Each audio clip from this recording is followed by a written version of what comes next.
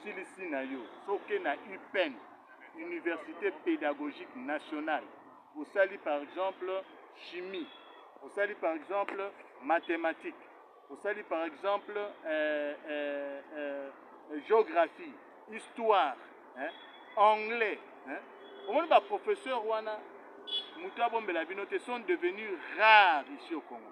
Donc baza kututé. Donc quand je dis sont devenus rares, ça signifie que les spécialistes en matière sur le plan pédagogique baza rares. Or so mutu asilisi na option wana automatiquement so oza licencié, que ça soit gradué.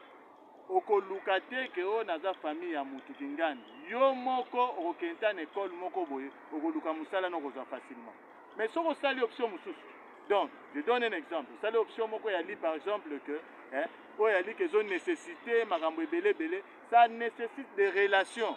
Mais quand tu as terminé à l'UPEN ici à l'UPEN, soit à l'ISP Gombe, aussi ici dans une option, aux enseignants qui nous paient sa cours, aux a formé pédagogiquement, mutu abombela yote okozwa musala facilement. Donc je recommande à nos jeunes actuellement dans notre pays, le pays a besoin plus de pédagogues parce que les pédagogues sont devenus rares.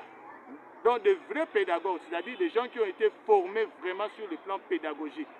Au moment où les lois sont du président de la République a remis la gratuité de l'enseignement. Parce qu'à ce moment que ceux qui nécessairement nous devons avoir de bons enseignants. Parce que quand on veut détruire un pays, il faut détruire son système éducatif. Au moment où la plupart des gens ne veulent même pas faire la pédagogie, raison pour laquelle vous verrez que au moment même en mathématiques, quelqu'un qui n'est pas spécialiste en mathématiques, on lui donne des cours de mathématiques. Mais de vrais professeurs de mathématiques, ce sont des professeurs qui sont formés par exemple par l'UPEN. Ouais, au moment par exemple en histoire, un véritable historien ne peut être celui qui a été formé à l'UPEN. Mais au moment où les relations internationales par manque de travail, n'est-ce pas? On le prend comme professeur d'histoire. Mais il ne s'y connaît pas, parce qu'il n'a pas la méthodologie où il peut s'amener pour faire sa cour. Voilà en bref, et là qu'on a aussi un jeune nabiso lelo yango. Aussi les études nayo ndeko. Soko limité que aux ana chômage, au bana komela ba zododo, to bana komela ba ninyo, kende nayo na UPEN sala ba domaine oyo natangeli binoa, à savoir français, anglais, géographie, histoire, chimie.